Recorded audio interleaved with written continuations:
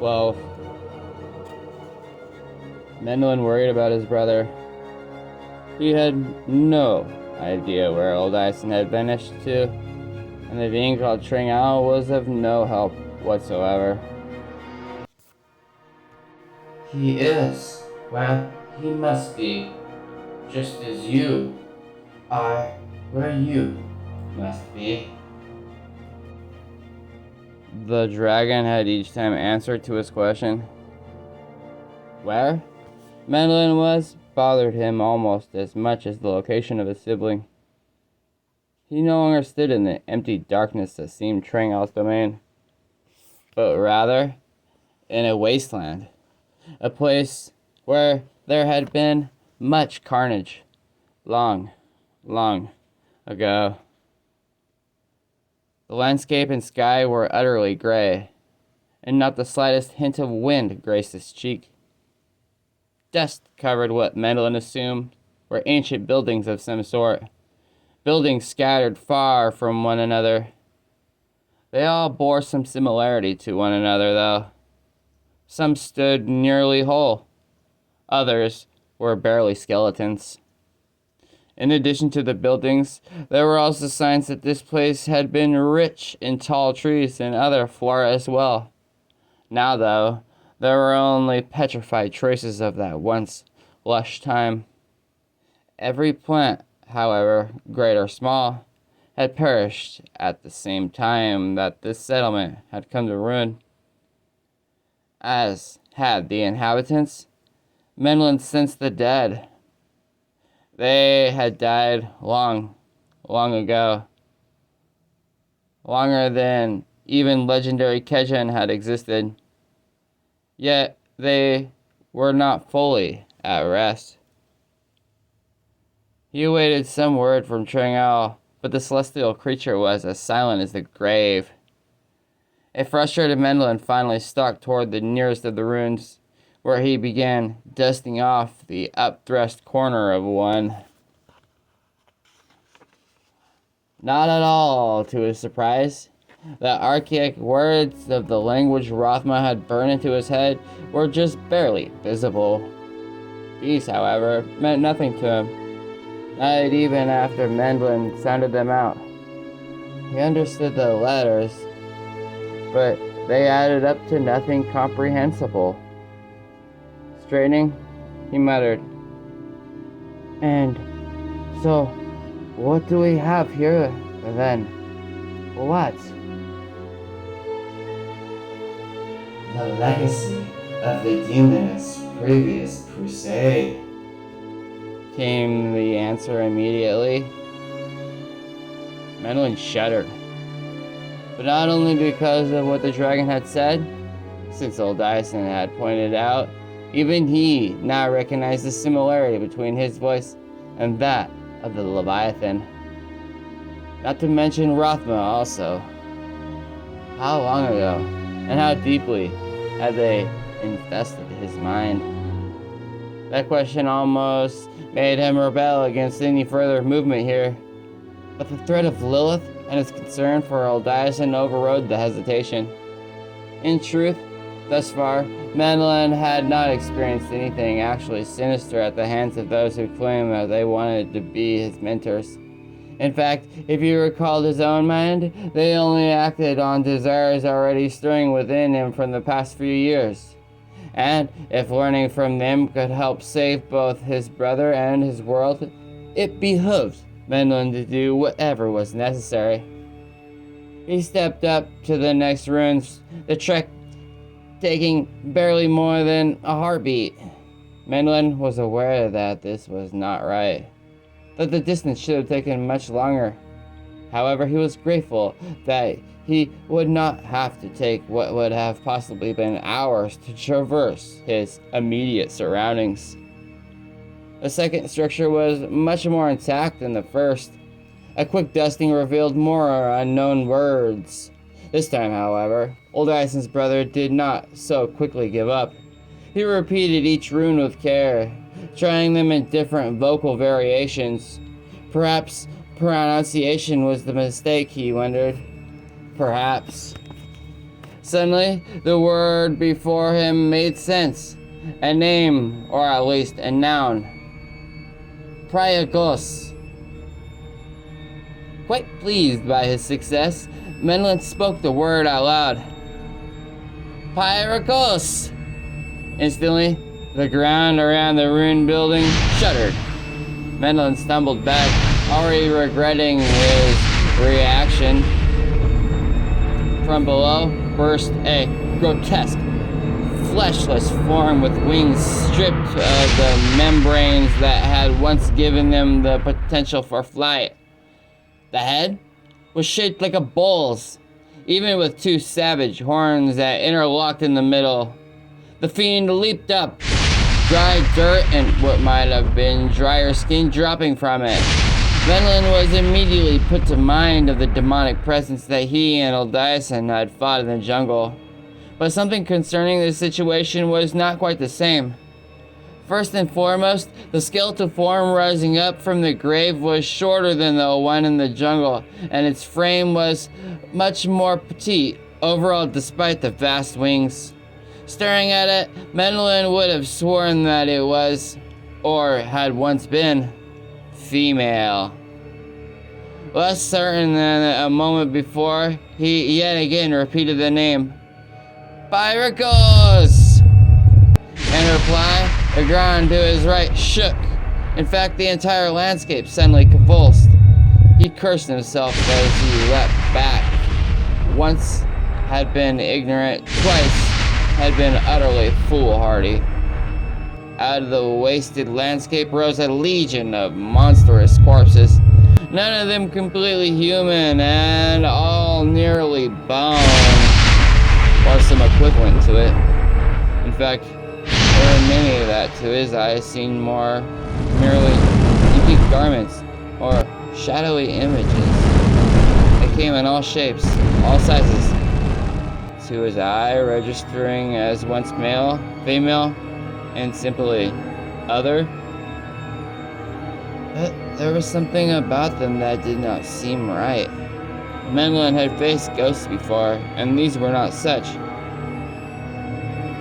He put a hand to the foremost, a winged thing with horns that, from its slight size and certain characteristics, Menelin judged, once female.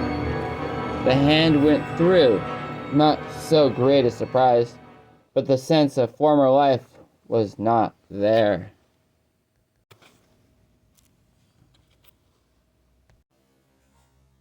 They are the memories of angels and demons, came Trangal's voice.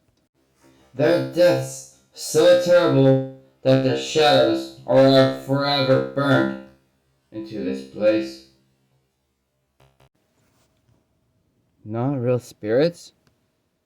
Menelin wondered if either group had what he would have called a soul, but suspected not. Perhaps that was another reason they both coveted and distrusted humans. Then, among them, he sensed the coming of others. Misty forms milled around, and even the macabre memories, misty forms with which Menelin was more familiar. These were true spirits, true souls. But of whom? Show yourself to me, he demanded. Show yourself. They did. A legion of men and women, many of them astonishingly perfect even in death, overwhelmed the visions of demons and angels. Menelin recognized them for who they were, for their perfection was as Rathmos, the children of Sanctuary's founders, the first Nephilim, and the immediate generations after. The ghosts of the Nephilim stood motionless, as if awaiting his next action. Menelin had no notion as to what that might be, and Trangal appeared silent on the subject. Evidently, it was up to Menelin to make his own path. But with an endless array of dead before him, what was that path? He looked to the foremost of them, a woman of such dark beauty that she made his heart beat faster. Her silver eyes stared into his without blinking. Hoping that he was not making a fatal mistake, Menelin reached out a hand. The female Nephilim immediately bowed her head so that the top of it hovered directly before his fingers. Acting on a hunch, Menelin let the fingertips graze the lush black hair. Immediately he felt a force surge through him, and a voice, a distinctly feminine voice, said to him, I was Helgratha. He pulled the fingers back. The Nephilim raised her head, the silver orbs again staring into his own. Curiously, although he had heard the name, her name, Menelin discovered that he now knew much more about her. You can imagine her as she had nearly been, from her birth to her death. Once, she had been nearly as powerful as Rathma, and had watched over those creatures who lived during night as opposed to day. She had been kind, but also firm in her protection of those for whom she had cared. He stood there, wondering what to do. The dead waited with him, forever patient, even if he was not. And what am I to do with you? Menelin demanded. Will you march against Lilith for me? Will you? Will even one of you do this? The woman raised her left hand to him. The action startled Menelin, who took another step back. But the specter did not attack. Instead, in her hand materialized a long, narrow object. A bone. She offered it to him. Having no idea what he should do with the grisly gift, but certain that it would be folly to refuse it, Menelin gingerly gripped the piece of bone. Thank you? He blurted. But even as the last word slipped from his lips, what had once been a Nephilim, called Helgratha, faded like a dying wisp of smoke, suddenly caught in a breeze. Menelin looked around and saw the rest of the ghostly legion vanish in like the same manner. No sooner had they faded away that the ruins, the visions of demons and angels, the entire wasteland followed suit. A moment later, Menelin did the same, suddenly reappearing in the dark emptiness in which he was starting to become too familiar. Say the word again. Say it, Simon of Domes. Pyrogos? Menelin instantly felt the coolness in his hands, an almost refreshing coolness. He glanced down and saw the bone shimmer. It took all his will not to drop the fragment. It is the first word of summoning, and this, the item that will better bind you to the powers involved in such an act. The Nephilim's bone twisted, reshaped. It grew slightly shorter and much slimmer. One end narrowed to a point, then flattened. The edges grew sharp. The shimmering dulled, but did not completely fade. Menelin stared at what he held. A dagger. An ivory dagger such as he had seen Rathma wielding.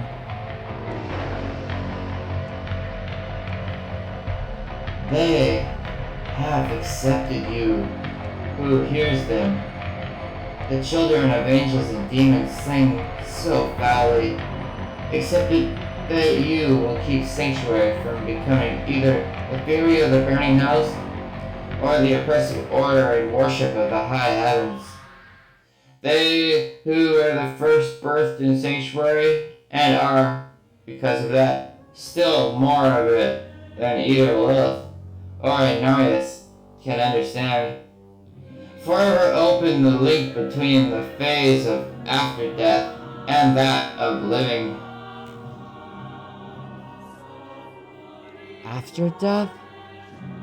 Mendelin repeated, but the glittering stars did not further explain that term, and Mendelin finally understood that he should define it as best as he could on his own. Take up the dagger in one hand. Chang Ao then commanded. When old Dyson's brother had done so, the celestial Leviathan added, Turn it point down to your palm. Mendelin did not like where this was going, yet he still obeyed. Great, Chang Ao. Prick your palm, son of Domides. But It must be done. he had come this far, Mendelin thought. Besides, all the dragon asked of him was a slight jab, nothing more. What harm could come of that? What harm, indeed? Mouth grimly set, Mendelin did as instructed. He pulled the point away almost as soon as it touched. So swiftly, in fact, that at first he wondered whether he had actually punctured the skin. But a tiny red dot did form, so minuscule that Mendelin expected Chang Ao to command him to try again. The dagger still hovered an inch or two above the palm. Then, to his shock, a thin stream of blood rose from his hand to the blade's tip. Only magic could explain this defiance of nature. The tiny stream covered the point, then continued to flow up, covering more and more of the narrow end of the blade and heading slowly but inexorably toward the hilt. Mendelin could only imagine how much blood it would take to reach the point that started to pull his hand away. Leave it. Mendelin wanted to disobey, but did not. It was not that Chang Ao had just cast some spell over him, merely that he yet trusted in the dragon that no harm would come to him. But when did I start to trust him? Before he could answer that question, the first drops touched the handle. The blood already flowing continued its journey, but no more rose from Mendelin's palm. In fact, when he sought the small wound, he could find nothing. Watch.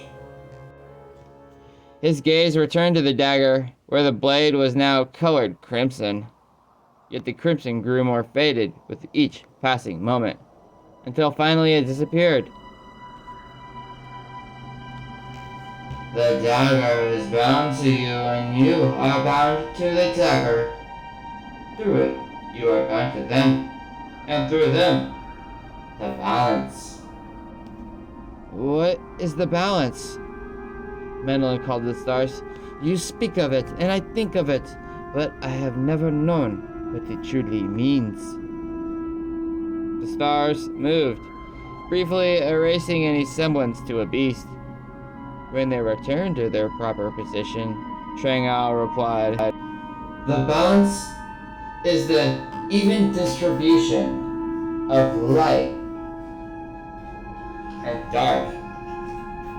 Its essence is most significant to Sanctuary, but it goes beyond to all of creation. The world where dark rules would burn itself up. A world where light commands would eventually stagnate. If either gained enough control of Sanctuary so that the other could not match it again, then that would be the end of all things. There was sense to what the Leviathan, or at least Mendelin saw that way. Yet, what should we not ever strive for good over evil? Light and dark are not necessarily good and evil, son of Demetrius. Yes, good must outshine evil, but the knowledge of the evil is erased utterly. Even good may turn on itself. Even still, I would never side with any demon. Such a notion seems incredulous. What almost appeared mirth touched Drangal's voice. Never. It is a word rarely attained, in fact. And would you ever join the cause of an angel, such as Anarius, who would keep humanity bent low in prayer to him? The dragon had him there. From all he had learned, Anarius' notion of what was right meant absolute obedience to him. Mendelin shook his head. I cannot believe that we must suffer to such forces without any hope. Did I say there was not?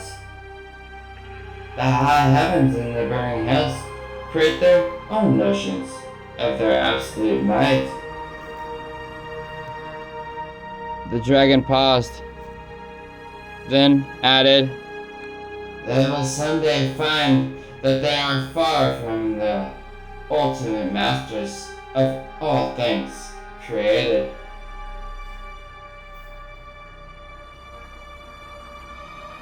Dyson's brother seized upon the other words. Are you saying that there is something more? Something greater?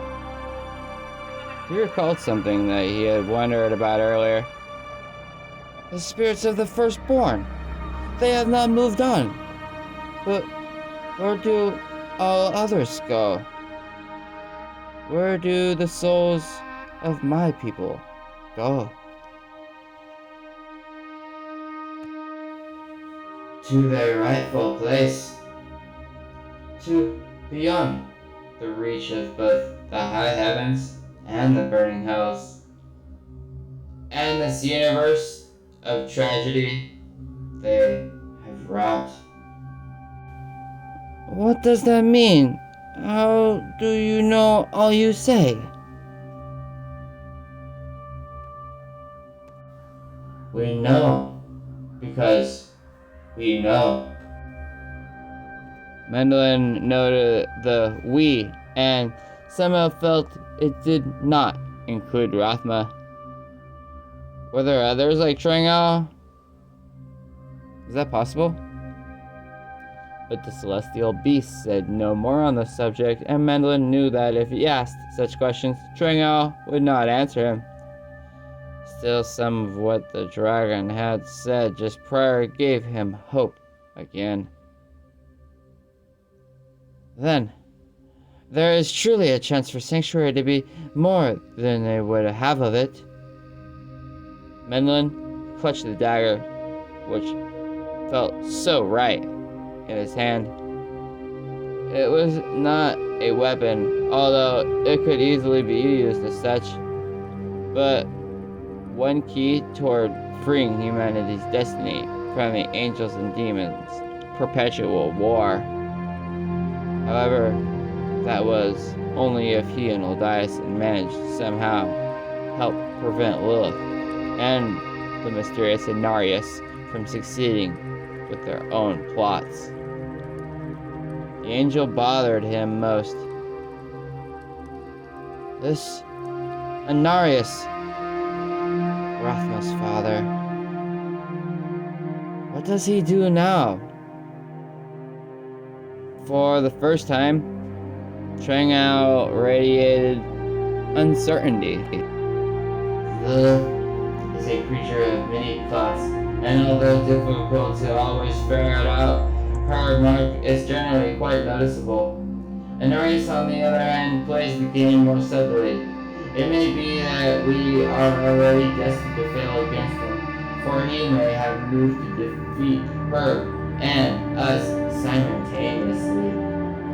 Rothman can judge him better, but even he is uncertain as to how well.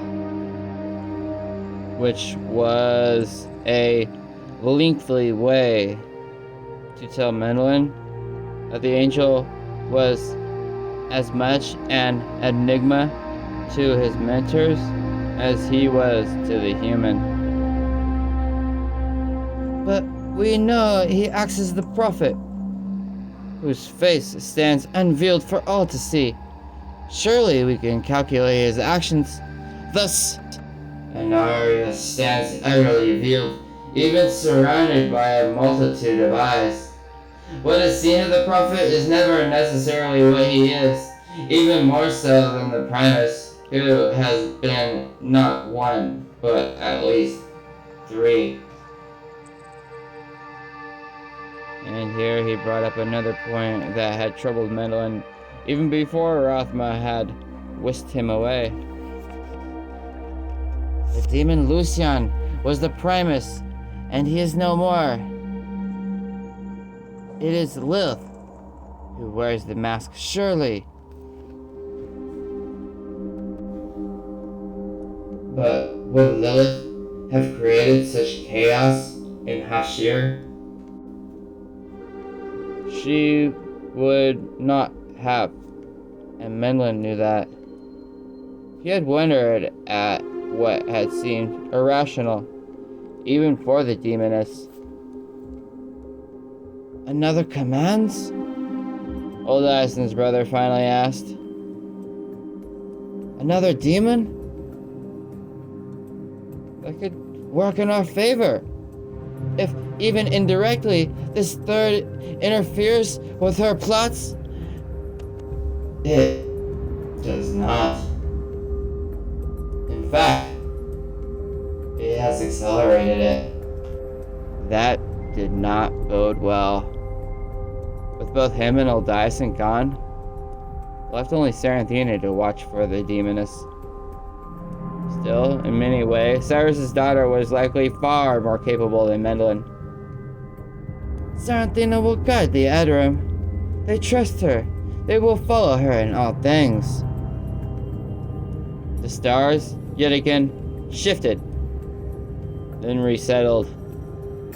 Mendelin had learned quickly that this was a sign of the dragon's displeasure. Yes.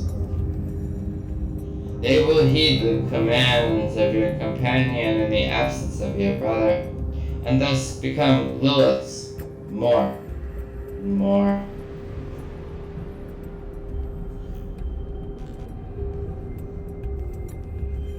Mendelin let out a growl of frustration. What are you not telling me? What is it you know? There was an unusual hesitation, and then Trangar replied. Dyson's Adoram believe that they follow your friend, but in doing so, they actually follow the demoness.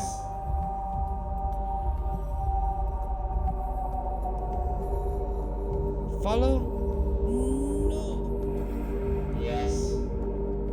It is Saranthina of Serum that they see before them.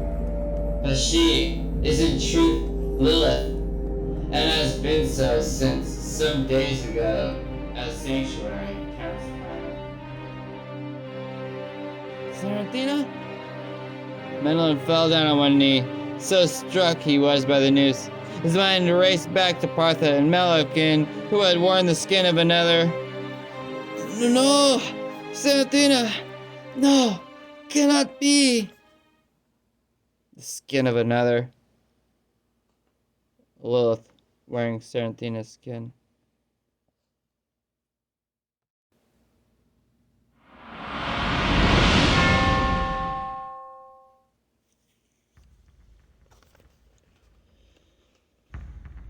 Hashir might have been far smaller than Torah, but the mark of the Edorim left upon it, especially within the temple, far exceeded what they had done in the first day. The temple still stood, but it was awash in blood. The high priest had been made special victims, their bodies now hanging from the ruined pillars standing at the building's front. The power of the Edorim had allowed bolts a foot long to drive into the thick marble after going through the soft flesh first. Each of the priests had their arms held directly over their heads. The metal bolts had pierced the back of the heads, which had first been clasped together. Bolts had also been driven through the throats and torsos. The suggestion for such a visual display had come from the woman now leading the Edorim. The priests had stolen away old Dyson, Saranthina had vehemently claimed, and one by one they would be hung so until some voice among those remaining revealed where he was. But all the priests perished, each swearing that they did not know what had happened to the mob's leader. Saranthina had seized upon that to further scour the area for supporters of the sect, especially among city leaders. 3 days after old Dyson and his followers entered the city, Hashir was in many ways little more than a scar. The populace hid while this happened, fearful of both the temple and the newcomers. However, on the 4th day, Saranthina, her long hair flowing wildly in the wind, went to the market center and proclaimed in a voice that echoed throughout the city that she had now brought peace and hope to Hashir. This was naturally met with some wariness on the part of the locals, but the Edorim ushered many out of their homes so that they could see that she spoke the truth. To her captive audience, Saranthina offered the same as old Dyson, but not immediately. The Hashiri had witnessed the might of the foreigners, and so not a few were tempted. Yet Saranthina did not show even those the way, although she among the Edorim should have been able to do so. Instead, in the very temple they had conquered, and even as the bodies of the priests fed some of the local birds, good Romus found himself summoned for an audience with the master's first acolyte.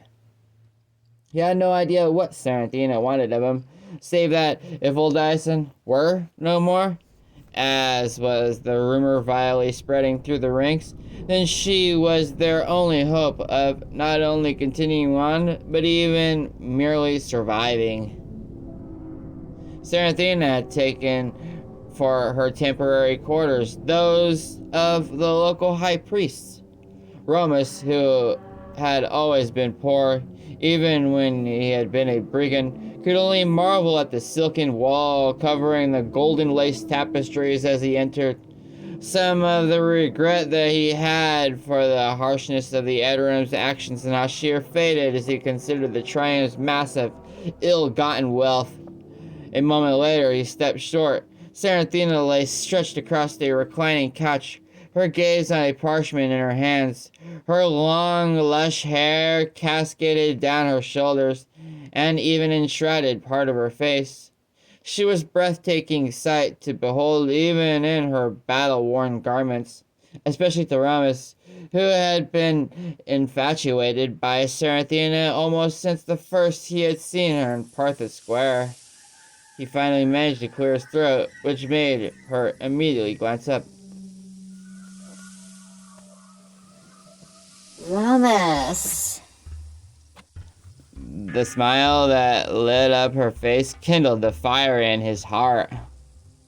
Had Saranthina asked him to single-handedly fight a pack of savage creatures called Morlu, he would have willingly leapt into the fray. I feared you wouldn't come. How could I not, mistress? Anytime, for anything. All you need to do is call, and faithful Romus will rush to obey. She sat up. How poetic. But come, Why are you standing all the way over there, by the doorway? Saranthina patted the couch. Come, join me here. Bowing low, he hastened to approach. At the couch itself, the one-time thief hesitated, but again Saranthina smiled and patted it. He seated himself, leaving a respectful space between them. Romus looked at his mistress and immediately found his gaze captivated by her glittering green eyes. A small part of him vaguely wondered why he had once thought them blue. Surely, could not have been mistaken. Romus, you are one of those closest to old Dyson besides myself. It took him a moment to notice the past tense. We'll find them. We will, mistress. Have no fear of that. She shook her head. No, dear loyal Romus. Even though I've said so to the people, I don't think we will. Like his brother, I fear old Dyson, lost to us forever. It was unthinkable. The master had defeated terrible demons and legions of warriors. Nothing could take him so easily. And yet...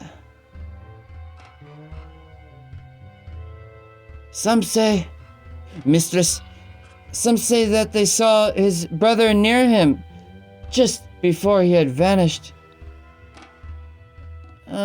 Perhaps, A disguise like that worn by the two monsters who attacked me. Saranthina shuddered, which made Romus want to comfort her in his arms. No. A demon took old Dyson. Of that, I'm certain. Her green eyes bored deeper into his. One almost took me, even. Before Hashir. He was aghast. Mistress, when? In the jungle. When old Dyson ordered us to cross the river. You recall? Romus gritted his teeth. In some ways it bothered him even more that she had nearly been taken than it had that old Dyson was now missing. He found it impossible to imagine the Aedirn without her. Old Dyson? And even Menlin? Protected me then. Since they vanished, I've worked as hard as I can to protect everyone else. But I must tell you something. For your ears alone, dear Romus. What? Without realizing it, he slid closer until they were nearly touching. I am afraid. I can protect the others. But who is there now to protect me? The answer escaped him before he realized it sounded. Me! I'll always be there to protect you, mistress. Before his face reddened too much from shame, Saranthina suddenly put a soft hand to his cheek. She smiled. You would? Would you really, Romus? It all began pouring out. I'd give my life and soul for you, mistress. I'd stand against all the powers of the Triune. I could never let anything happen to you. He expected her to throw him out for daring to speak so, when it was evident to all how much the master had meant to her. And yet, Romus? Saranthina whispered, her lips so close that he was nearly ready to sacrifice his life just to kiss them once. Romus? You have no idea how much that means to me. She caressed his cheek again, then, almost reluctantly, leaned back. The former brigand was unable to stop himself from exhaling sharply. If you mean what you say, and I so very much hope that you do, this gives me another idea. Still recovering from before, Romus managed only a grunt of inquisitiveness. You know how Oldison introduced others to the gift? But with me, he delved deeper. And that's why I think that my abilities grew faster than anyone else's. Very likely, he replied, glad to have a safe subject to discuss.